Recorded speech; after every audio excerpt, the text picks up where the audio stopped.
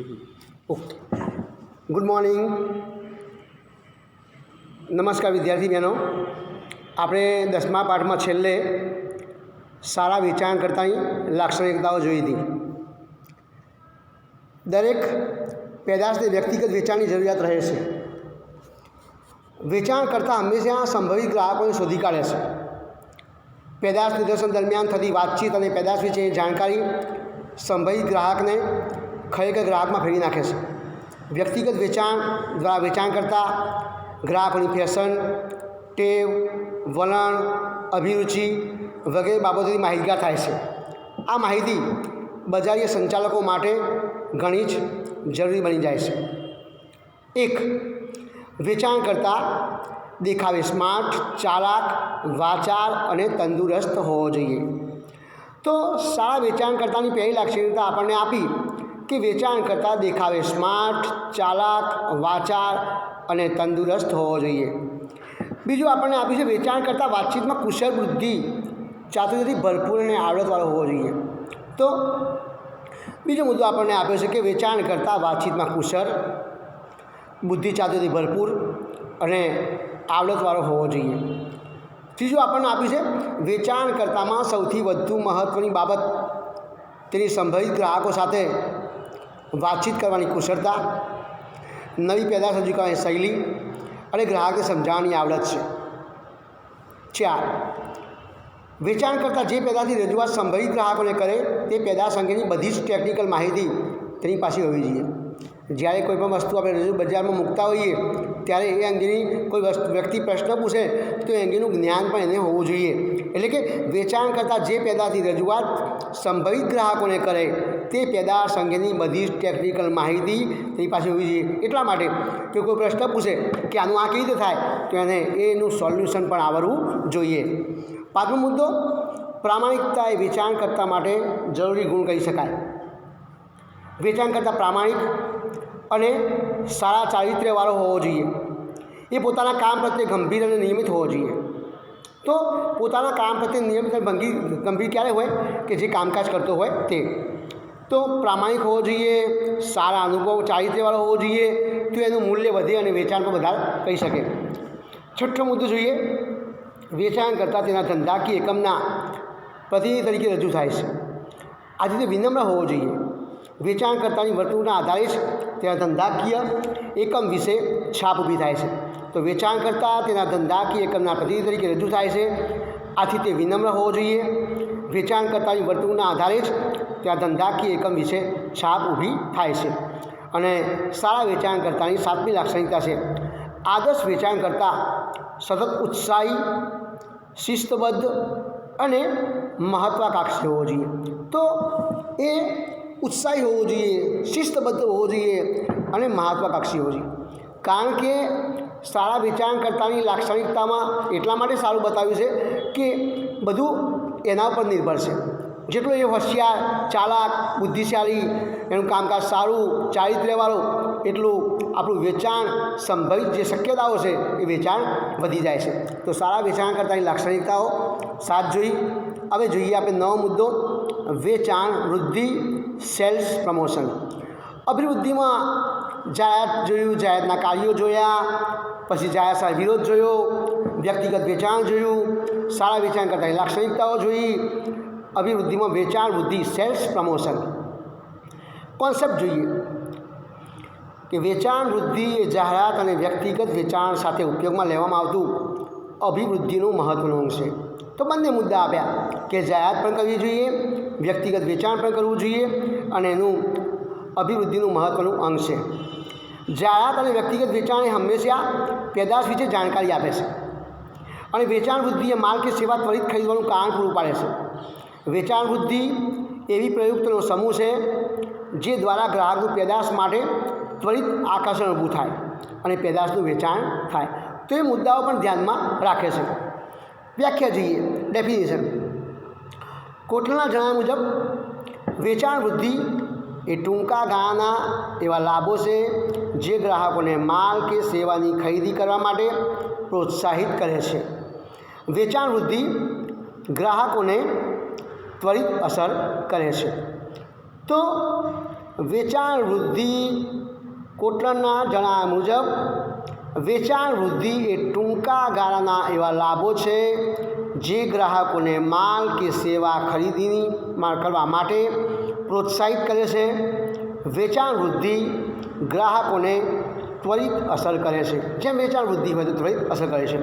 એના પછી જોઈએ એની વેચાણ વૃદ્ધિની પ્રયુક્તિઓ, સેલ્સ પ્રમોશન ટેકનિક્સ, એની પ્રયુક્તિઓ કઈ છે.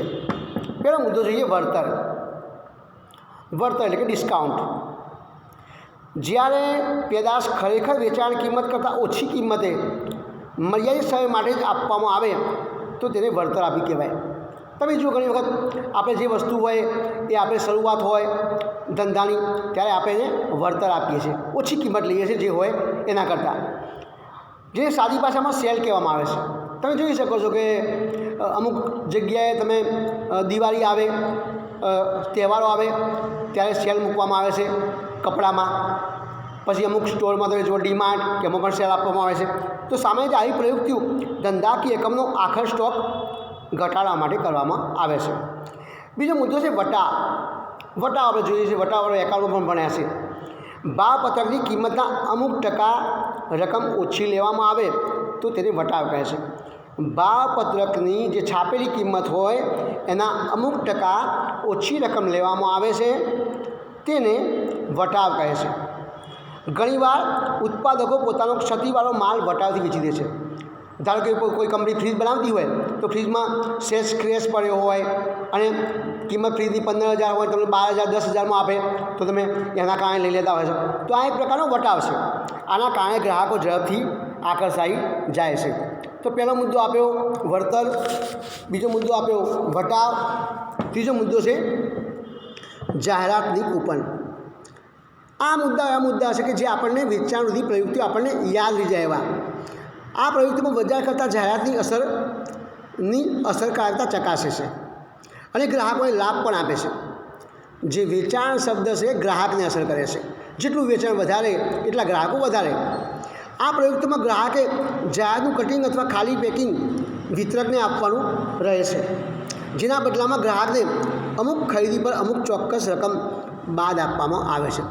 ધારો કે પેપરમાં કોઈ જાહેરાત આવી હોય અને નીચે લખે કે આ પેપરનું કટિંગ લઈને આવનારને 10% ડિસ્કાઉન્ટ આપવામાં આવશે. તો આપણે કેટલાય પેપર એકસાથે બહાર પડ્યા હોય, એકસાથે તે કોપીના કારણે આપણે લઈને જઈએ તો આપણે ડિસ્કાઉન્ટ આપવામાં, તો જાહેરાતની કૂપનનો પણ લાભ મળે છે. તો 3 મુદ્દા જોયા. પહેલો મુદ્દો જોયો વળતર, ડિસ્કાઉન્ટ. બીજો મુદ્દો જોયો વટાવ, ઓછી કિંમત લેવામાં આવે છાપેલી કિંમત કરતાં. ત્રીજો મુદ્દો જોયો જાહેરાતની કૂપન. ચોથો મુદ્દો છે ભેટ. ઘણીવાર પેદાશની ઉપર નાના જથ્થાની તે જ પેદાશ મફત આપવામાં આવે છે. દાખલા કે સાબુની ખરીદી પર 1 સાબુ મફત આપવાની ધંધાકીય એકમ જાહેર કરે. તમે મોટા કોઈ સ્ટોરમાં જતા હોય તો એક વસ્તુ સાથે એક વસ્તુ બીજી ફ્રી હોય. તો આ બધી જે ભેટ આપવામાં આવે એના કારણે પણ આપણને વસ્તુ ખરીદવા લલચાઈએ છીએ અને ગ્રાહક ખરીદવા આવે છે. ઘણીવાર પેદાશની કિંમત એ જ રાખીને પેદાશના જથ્થામાં વધારો કરવામાં આવે છે. દાખલા સેવિંગ ક્રીમનો 20% વધુ જથ્થો આપવામાં આવે, ચામાં 25% જથ્થો વધુ આપવામાં આવે.